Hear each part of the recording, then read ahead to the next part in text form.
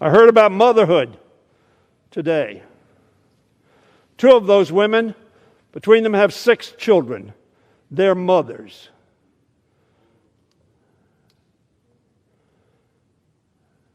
One of them does not have children. And she's come to this body asking for more housing for people, for more health care for people, for more income for people. How awful. And they're not the Squad. They're Elon. They're Alexandria. And they're Rashida. They are people.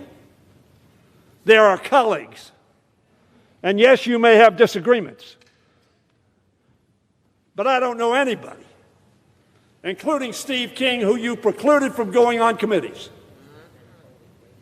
for much less. And this is an AR-15 in the hands of Ms. Greene. This was on Facebook just a few months ago. That is a message of peace and reconciliation and peaceful democratic dialogue. The Squad's worst enemy, AR-15, in hand. Sounds like the guns I fled. I have never, ever seen that before. Is this a precedent-setting event? It is. Because the conduct, the tweeting, the QAnon association, I heard the disavowal of QAnon, I learned more. AR-15, Squad's worst nightmare. Is that what was intended to do? That each one of these ladies would have a nightmare about somebody with a gun. An AR-15 can carry up to a clip of 60 bullets.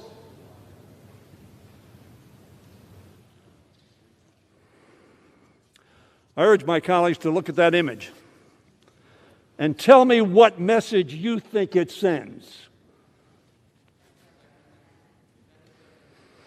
Here she is, armed with a deadly assault rifle, pointing it toward 3 Democratic members. Now, the pictures are put together, you understand. They were not present. I understand that. And she captioned it, the Squad's worst nightmare. Yes, some people are having nightmares and fear. And some people who wanted to give other people nightmares committed sedition and broke into the House of Representatives and tried to stop us electing a president of the United States. These 3 faces are real people. There are 3 reasons we're here. But there are many other reasons we're here today. In 2019, during the same election cycle in which she ran, showed support for comments online that the quickest way to remove Speaker Pelosi from power would be, and I quote, a bullet to the head. Did any of you hear Steve King say anything like that? You removed him from all of his committees.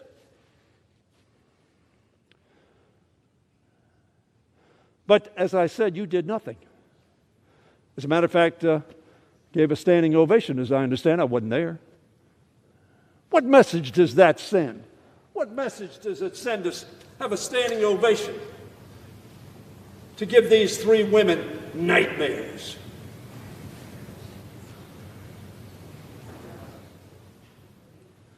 Indisputably, these are clear threats to commit or incite political violence.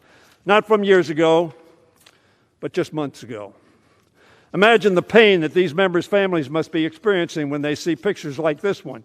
Imagine what our children think, their children, or when they know their loved ones are walking the halls of Congress and may encounter harassment as it happened to Representative Bush.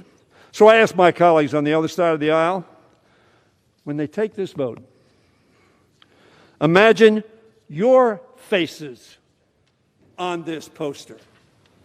Imagine it's a Democrat with the 8 or 15. Imagine what your response would be, and would you think that that person ought to be held accountable?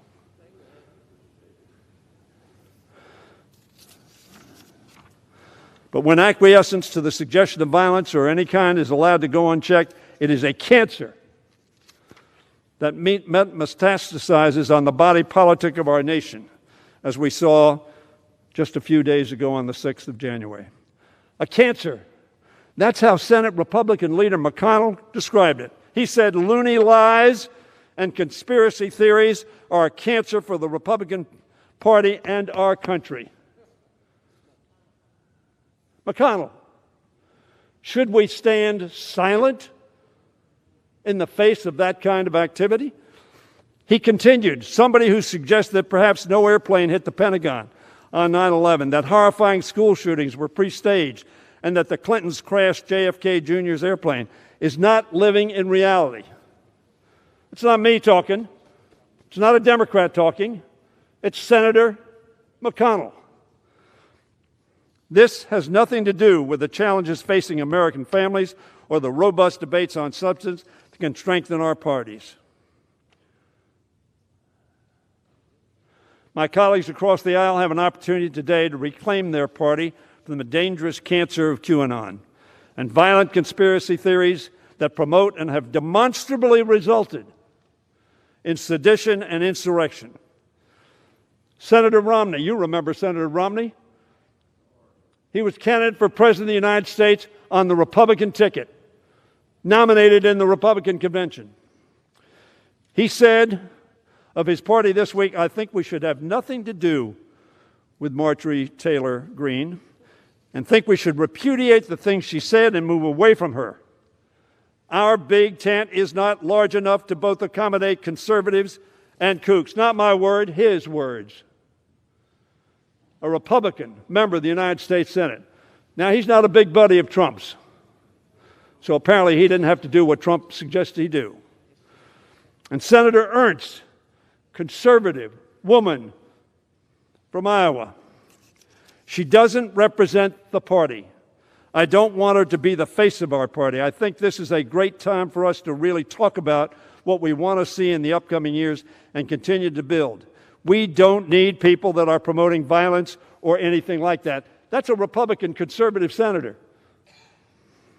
Republican senator and former governor of Florida, Rick Scott, said, a conservative Republican senator. That's not what the Republican Party stands for.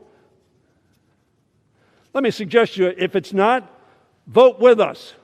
Vote with the House, not Democrats. Vote with the House of Representatives. Vote with good order and peace.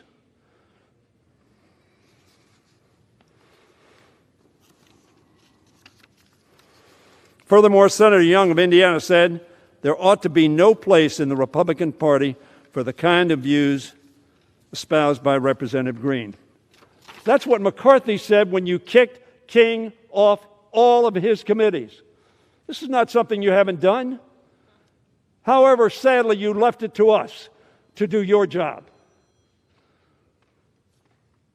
Representative Cole called her statements extraordinarily disturbing. He said that yesterday. It's an old quote. And Senator Thune asked his fellow Republicans in the House, do they want to be the party of limited government? I think the answer to that is yes. Or do they want to be the party of conspiracy theories and QAnon? Furthermore, Senator Young of Indiana said, there ought to be no place in the Republican Party for the kind of views espoused by Representative Greene. That's what your Republican colleagues have said.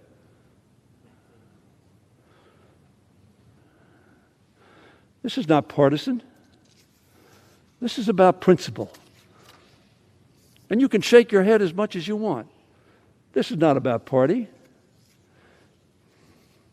It's about whether or not you will vote for decency and truth, not being members' worst nightmare. I hope we can do it together, all of us embracing our humanity and our basic adherence to the Constitution.